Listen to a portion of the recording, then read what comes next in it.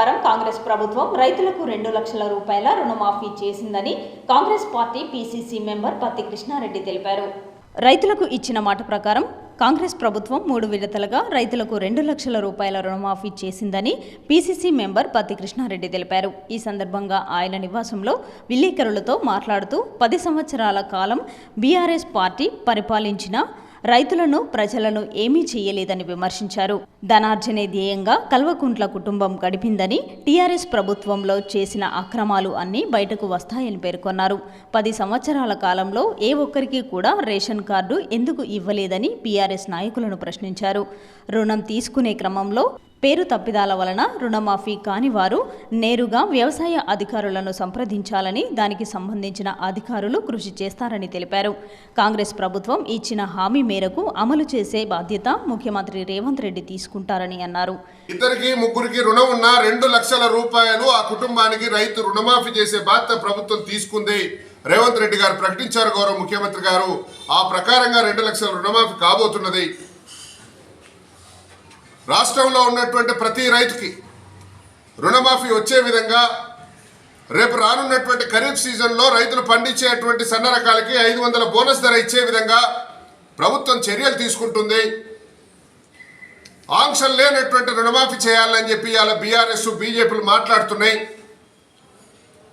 ఇవాళ ration card లేనందున ఒక కుటుంబం యూనిట్గా కుటుంబం ప్రాతిపదికన ఇవాళ ప్రభుత్వం నిర్ణయం తీసుకున్నప్పుడు 70 సంవత్సరాల కాంగ్రెస్ పరిపాలన ఏం చేసిందని మాట్లాడుతున్నటువంటి బీఆర్ఎస్ నాయకుల్ని ప్రశ్నిస్తున్నా.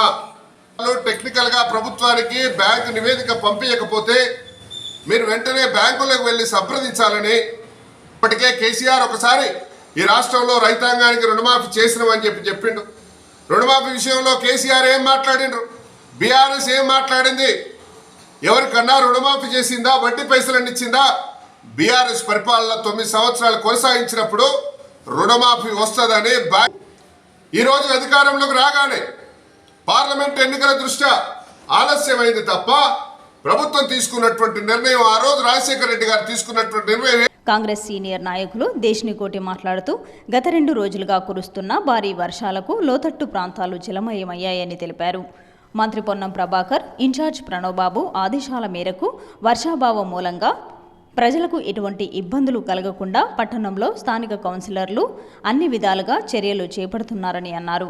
ఈ కార్యక్రమంలో జమ్మికుంట కాంగ్రెస్ పట్టణ అధ్యక్షులు సుంకరి రమేష్, కౌన్సిలర్లు శ్రీపతి నరేష్, రాము, ఇల్లంతకుంట మండల కాంగ్రెస్ అధ్యక్షులు రామారావు, కాంగ్రెస్ నాయకులు సాహెబ్, ముద్దమల్ల రవీందర్, సతీష్ రెడ్డి తదితరులు పాల్గొన్నారు. భారీ నుండి అతి భారీ వర్షాలు కురుస్తూ ఉన్నాయి. మరి జమ్మికుంట పట్టణంలో వర్షాలు బాగా పడ్డప్పుడు లోతట్టు ప్రాంతంలో హౌసింగ్ బోర్డులో కావచ్చు, 4వ వార్డులో కావచ్చు, ఆ కింద 24వ వార్డులో కావచ్చు, చాలా కిందిలో ఉన్న ఇండ్లు మొత్తం కూడా వాటర్ వస్తాయి. చాలా ఇబ్బందులు ఎదుర్కొంటూ ఉన్నారు. మరి రాత్రికెళ్ళి వర్షం భారీగా వస్తున్న సందర్భంలో మరి మా నరేష్ గారు, మా సిఆర్ గారు, అందరు కౌన్సిలర్లు రాత్రికెళ్ళి వార్డులలో మున్సిపల్ సిబ్బందితో కలిసి పనిచేయడం జరిగింది.